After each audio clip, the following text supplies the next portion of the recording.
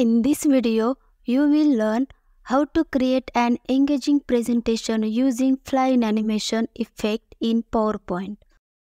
Go to Insert, click on Picture, select this picture and insert it. Increase size like this. Go back to Insert, click on Shape, select Rectangle, drag it like this. Add some information about MS Dhoni. Select the shape with the text box. Go to Merge Shape, select Combine. Select Picture. Go to Shape Effect, select this from Preset.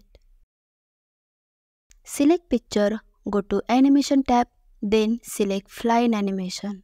Click on Effect option, drop down to choose the direction of the flying and select from right. Go to Animation pane.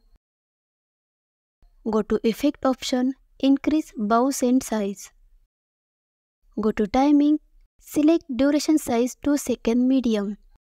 Then OK and close. Select Picture, click on Animation Painter, apply on this shape. Select Start with Previous and also increase delay size.